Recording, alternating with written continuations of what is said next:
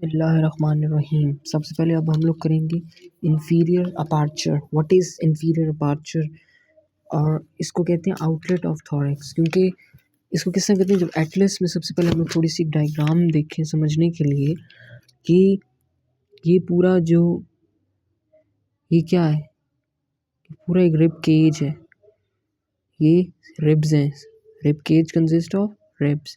उसके अंदर जो स्पेस है रिब केज, इसको कहते हैं थोरैसिक कैविटी। ऊपर वाला ये जो हो गया स्टर्नम और फर्स्ट रिब, ये क्या बना रही है? Inlet of thorax. नीचे वाले ये क्या बना रही है? Outlet of thorax. Inlet of thorax क्या है? नैरो है। आउटलेट ऑफ थोरैक्स क्या है? थोड़ा सा ब्रॉड है। ठीक है। इसकी डेफिनेशन क्या होगी? वो सुपीरियर अपर्चर है, इन्फीरियर अपर्चर, और इसको कहते हैं outlet of thorax. It is broad end of the thorax. अब इसकी बाउंड्रीज करनी है हम लोग को ने। बाउंड्रीज, बिस्मिल्लाहिर्रहमानिर्रहीम। अब हम लोग ने बाउंड्रीज करनी है। अब हम लोग ये इस मोबाइल से देखेंगे बाउंड्रीज किसकी करनी है, आउटलेट ऑफ थोरैक्स या इंफीरियर अपर्चर। ठीक है। अगर हम लोग देखें तो सही, तो ये जो एंटीरियरली है, एंटीरियरली क्या है? ये जिफाइड प्रोसेस है। बॉडी ऑफ स्टर्नम के नीचे क्या आता है? जिफाइड प्रोसेस। तो एंटीरियरली क्या होगा? रिलेशन होगा जिफाइड प्रोसेस। बंद हो गया, एक सेकेंड। एंटीरियरली ये देखिए जिफाइड प्रोसेस। दोनों साइडों पे क्या है? साइडों पे एंटीरियरली हो गया। ऑन ईच साइड क्या है हमारे पास? क्या है हमारे पास जो ऑन ईच साइड ये फॉर्म होगा? कोस्टल कार्टिलेजेस से। कौन से कोस्टल कार्टिलेजेस? कौन से वर्टिब्रा? कौन से रिब्स के? Lower 6 costal cartilage. 6, 1 2 3 4 5 6 के कोस्टल कार्टिलेज ईच साइड पे इसके प्रेजेंट होंगे। ठीक है। पोस्टीरियरली क्या होगा? ये तो एंटीरियरली हो गया, ईच साइड पे anteriorly xiphoid process. On each side, इस साइड पे भी लोअर 6 कोस्टल कार्टिलेजेस। एंटीरियरली हो गया, इस साइड भी हो गया। पोस्टीरियरली क्या होगा? Thoracic, T12 thoracic vertebra. अब यहाँ पे नज़र तो नहीं आ रहा, पीछे शायद कोई किसी डायग्राम में हो, देखते हैं इसको।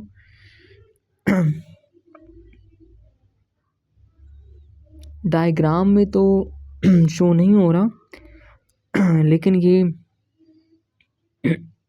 T12 वर्टिब्रा तक ही जाएगा। ठीक है। अब हम लोगों ने इसको देख लिया है।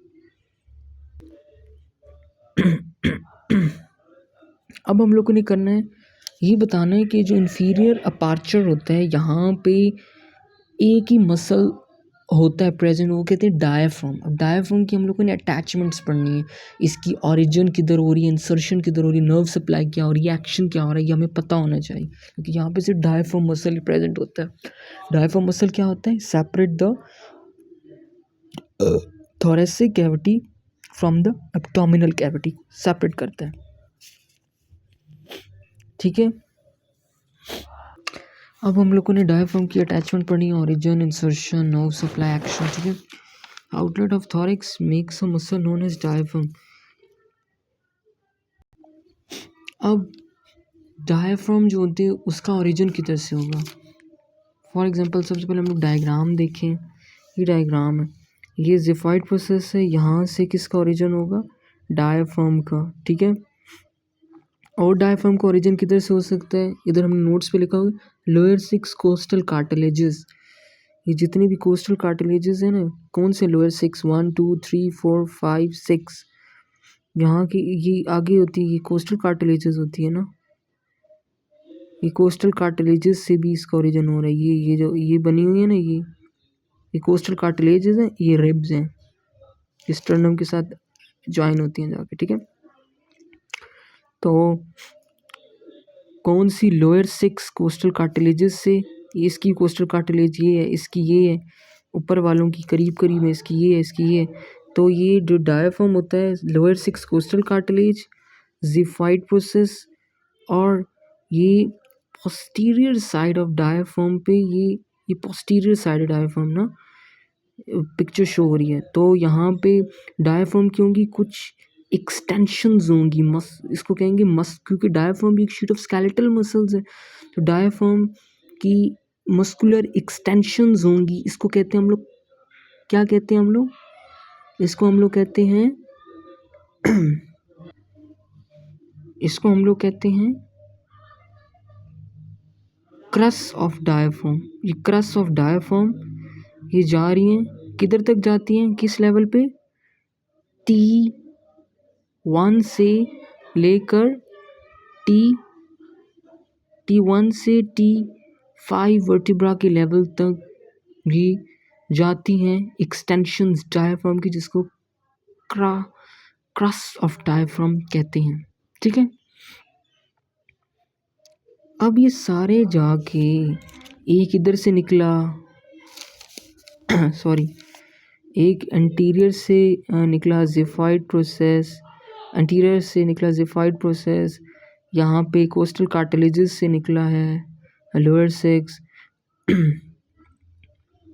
और ये इसकी लंबर वर्टिब्रा की T1 से T5 से जो रीजन हो रहा है। अब ये इंसर्ट किधर होगा अब हम इंसर्ट का बताते हैं आपको, एक सेकेंड। ये देखिए, ये सारा डायफ्राम का पोर्शन है, यहाँ से ओरिजिन हो रहा है, और ये जो वाइट शो हो रहा है ये हमारे पास है सेंट्रल टेंडन का पोर्शन। यहाँ पे जाके ये सारी जहाँ से डायफ्राम निकल रहा है, तीनों जगह से जो निकल रहा है यहाँ पे आके इंसर्ट हो जाएगा। इसको कहेंगे सेंट्रल टेंडन ऑफ डायफ्राम, जहाँ पे डायफ्राम आके इंसर्ट हो जाएगा। ठीक है, अब एक और बात ज़हन में आती है हमारी कि क्रस ऑफ डायफ्राम को ये है क्या चीज़, ये है ना, एक सेकेंड आपको दिखाते हैं। ये क्रस ऑफ डायफ्राम है क्या चीज़, इसकी यहाँ डेफिनेशन लिखिए। They are the tendinous structure that extend below the diaphragm to the vertebral column, that extend below the diaphragm, diaphragm से नीचे जा रहे हैं वर्टिब्रल कॉलम, मतलब T5 के लेवल पर। अब ये नर्व सप्लाई कौन सी देगी, फ्रेनिक नर्व, जाहिर है जो नेक से आ रही है और ये फ्रेनिक नर्व को देगी, इसलिए फ्रेनिक नर्व की इंजरी होती है बहुत ख़तरनाक होती है। मतलब किसी को भी अगर ऑपरेशन हो, सर्जिकल प्रोसीजर हो रहा हो, कोई भी नर्व डैमेज हो रही हो, तो सबसे पहले फ्रेनिक नर्व अगर फर्स्ट को डैमेज हो रही है तो सबसे पहले उसको ठीक करना है सर्जन ने, क्योंकि फ्रेनिक नर्व होती है डायफ्राम को सप्लाई कर रही होती है। अगर डायफ्राम को सप्लाई नहीं होगी तो ना, क्योंकि डायफ्राम क्या है, इट इज़ अ एक्शन, क्या है, it is a muscle of inspiration, और ये क्या करता है, वर्टिकल डायमीटर को बढ़ाता है by pulling the tendon downward, centre tendon को डाउनवर्ड पुट करता है, बस इंस्पायरेशन का मसल है। ठीक है, ये पता होना चाहिए। मस्कुलर पार्टीशन करता है, थोरैसिक और एब्डोमिनल को सेपरेट करता है, और इंस्पायरेशन वर्टिकल डायमीटर बढ़ा देगा, और कॉन्ट्रैक्ट करता है तो वर्टिकल डायमीटर बढ़ा देता है। अब हमारे पास एक और चीज़ आती है, बड़ी इंपॉर्टेंट है बड़ी इंपॉर्टेंट चीज़ है, वो स्ट्रक्चर पासिंग थ्रू डायफ्राम। ये डायफ्राम है, ठीक है कौन कौन से स्ट्रक्चर पास करेंगे।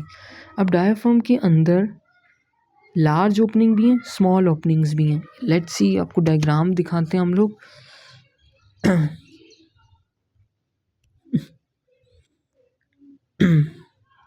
ये देखिए, ये एक ओपनिंग है, गोल सी बनी ओपनिंग है, एक ये ओपनिंग है थोड़ी सी नज़र आ रही है, दो, और एक होगी ओपनिंग, डायग्राम से ही देखिए ना, इसको कंपेयर करें, ये है ये, और एक बिल्कुल इसके नीचे होगी, लेकिन यहाँ पे ये नीचे वाली शो नहीं हो रही, ये और ये फिर यहाँ पे होगी, ये रेड जो बना हो यहाँ पे एक ओपनिंग होगी, तीन ओपनिंग, और ये तीनों ओपनिंग जो हैं इनकी जो नाम रखेगी, उनकी स्ट्रक्चर जो पास करें उनसे रखेंगे। फॉर एग्जांपल, जो फर्स्ट ओपनिंग होगी वो T8 के लेवल पे होगी, T10, T12, T8 वर्टिब्रा के लेवल पे होगी, थोरैसिक वर्टिब्रा की T8 लेवल पे होगी, ये T10 और ये T12। इसका नाम होगा Veena cava, Veena cava opening, oesophagus opening, aortic opening, Veena cava opening क्यों कहा गया है? ये किधर है Veena cava opening? Central tendon में है। ये सेंट्रल टेंडन है जहाँ पे इंसर्शन होती है डायफ्राम की और वीना कैवा है T8 के लेवल पे। वीना कैवा की ओपनिंग किधर है? सेंट्रल टेंडन के अंदर है। एसोफेगल ओपनिंग किधर है?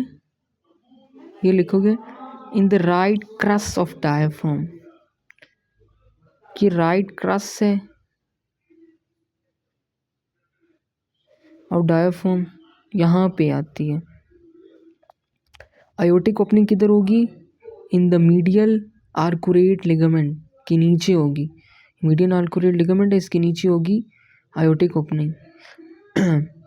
T8, T10, T12 Veena cava opening, oesophagus, aortic, इसमें से कौन से स्ट्रक्चर पास करेंगे? इसको कहेंगे, ये होगी in the splitting of central tendon.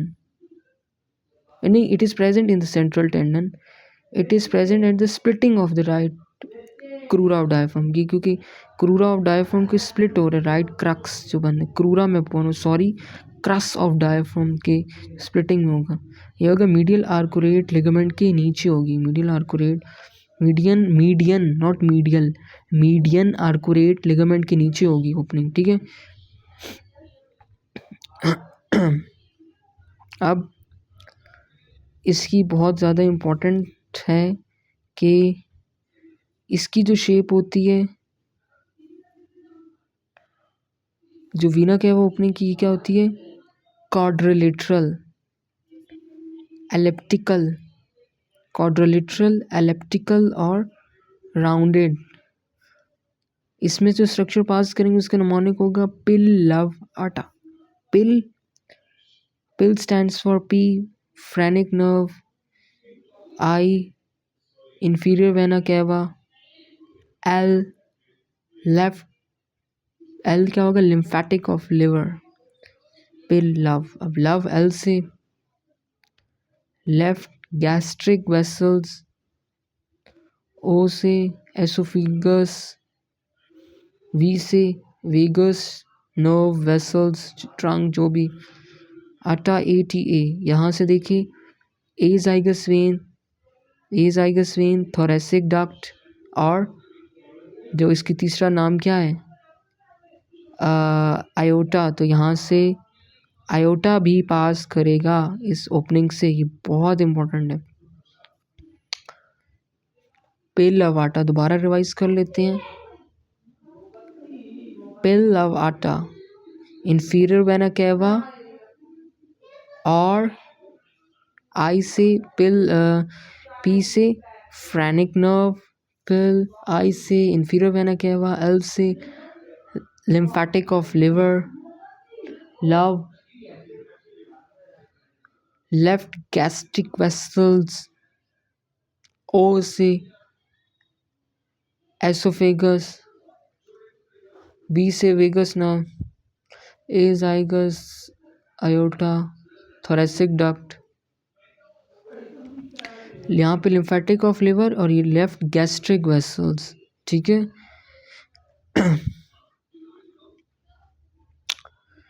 और हम लोगों ने ये भी पढ़ना है, ये क्या है हमारे पास?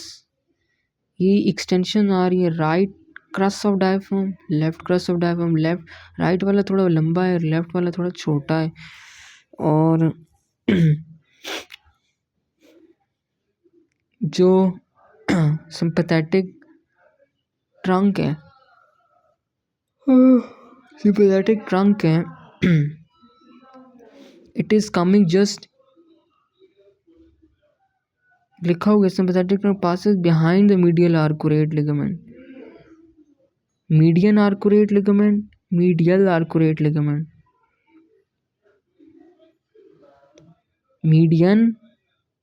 Medial lateral arcuate, median arcuate ligament,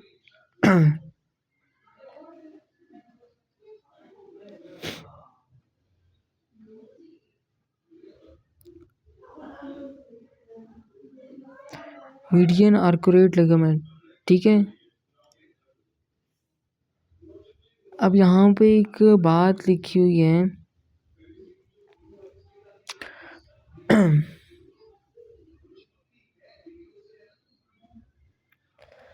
कि एक ये जो लिगामेंट होता है इस क्रक्स ऑफ द डायफ्राम की वजह से फॉर्म होता है। ये क्रक्स ऑफ डायफ्राम है, ये एक लिगामेंट फॉर्म कर रहा है।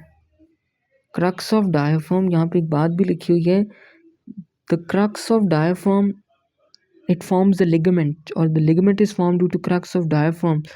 It is called as, अभी crux of diaphragm है ये पूरी, ये ligament form करेगी, इसको कहेंगे median arcuate ligament। इसके नीचे median arcuate ligament के नीचे ओपनिंग होगी aortic ओपनिंग। फिर जो medial arcuate ligament है, it is present medial to that of the left crura of the diaphragm. Left crura diaphragm की बिल्कुल मीडियल है। लेटरल